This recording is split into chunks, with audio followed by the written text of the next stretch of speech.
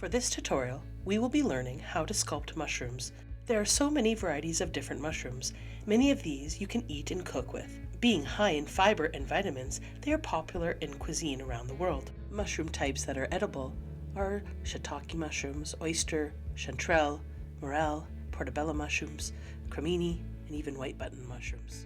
Mushrooms are also referred to as fungi. Tree fungi, or shelf fungi, is a fungi that grows on trees and looks like woody shelf or bracket-shaped mushrooms.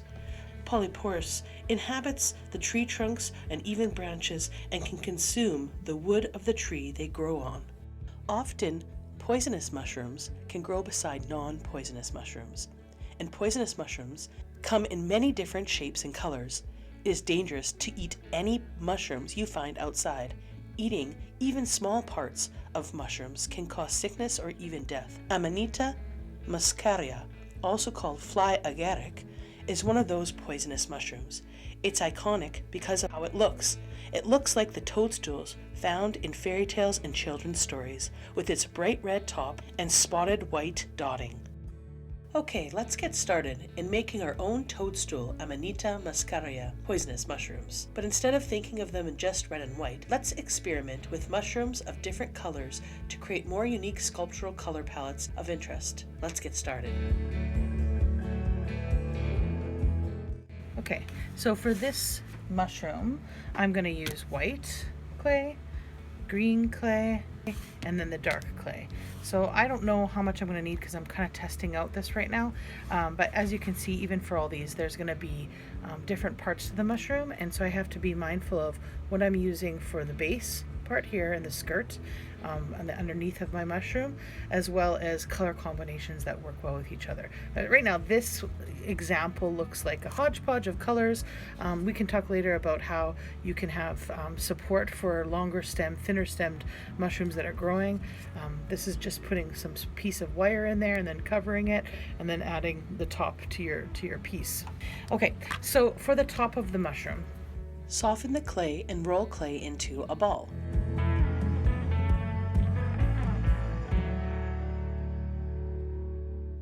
Flatten the bottom using the table and your fingers.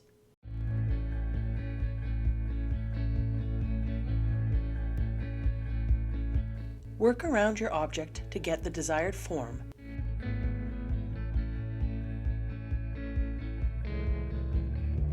Pre-make your stem of the mushroom.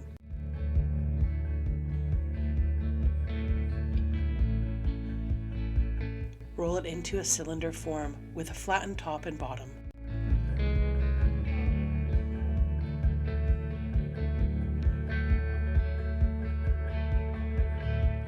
Make sure to lengthen your mushroom stem to the desired length. The bottom part of the stem of a mushroom is often thicker. I just want the bottom to be a little more stubbier because they often get wider. And to do that, I just sort of tap it on the bottom. The stem of the mushroom I'm going to apply after, but before I do, I want to actually turn the piece over and create a shape within the bottom. And so I'm going to take that extra piece of the white that I had, roll it out, flatten and create a disc-like shape. You can use your glue stick to help roll out this shape. Use your bamboo skewer to mark and measure the inside of the disc. This will be the shape that fits within the bottom of your mushroom cap. You want it to be slightly smaller than the circumference of the bottom of the mushroom. A little piece of paper to help me pull it off from the bottom, and then place it in the center of my piece while pushing down just slightly along the edges so that it's attached. And I can also trim this with my sculpting tools.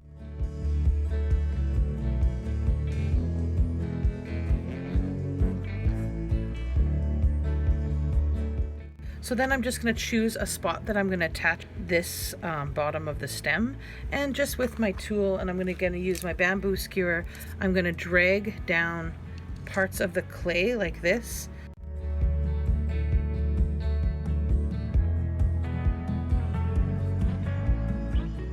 If you feel like it's not strong enough, I mean, you can kind of test it. If it's kind of breaking, then you can decide if you need to put like an armature wire inside there.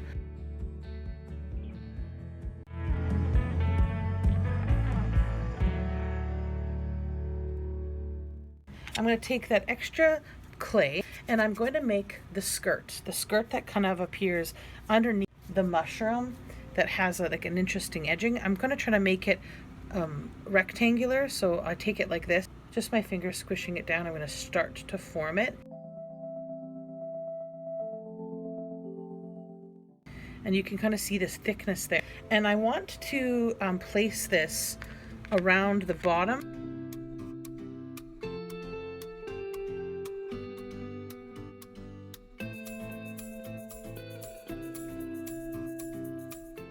So I'm going to apply it to the bottom with that nice flat side here.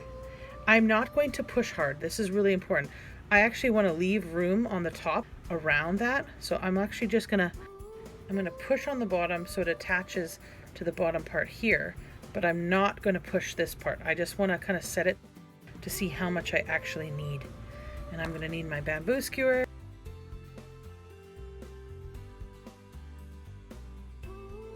I'm just going to tear, and then very carefully, without pushing on it, I'm going to take that bamboo skewer and pulling its way out, coming out. Some of them can flap upwards, so you can see how it kind of gives the appearance that it's coming up.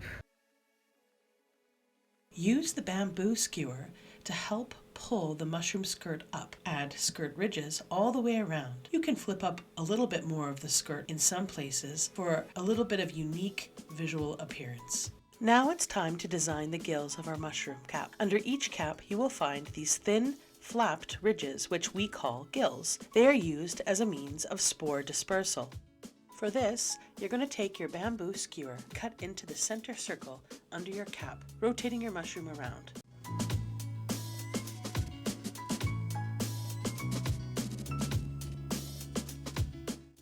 You often have these pieces that are coming out, so sometimes I create just little sections like this so that it looks like parts are coming out.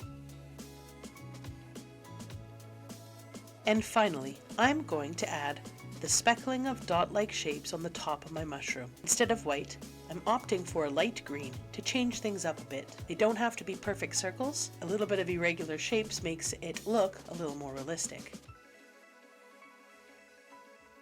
When adding your mushroom to your sculpted piece, make sure to have a clay base and add extra clay based on the color of your stem. Here I used extra white to stick to my base. If your piece is still too heavy, using a wire armature piece can help add structure and stability to your work.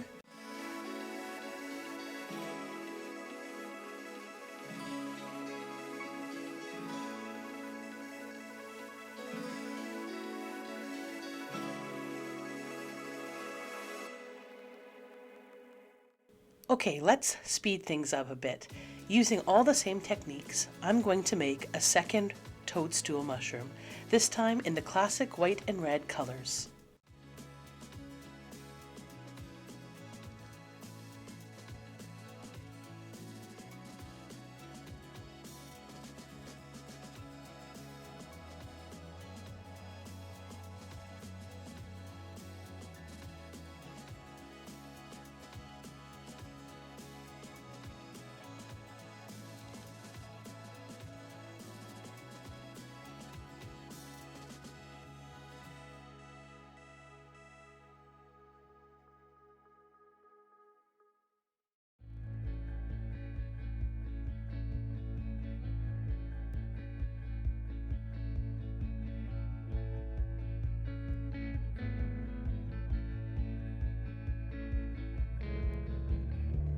Don't forget to make sure the skirt of your mushroom isn't stuck to the stem. You want it to look like it's separate and coming away from it a bit.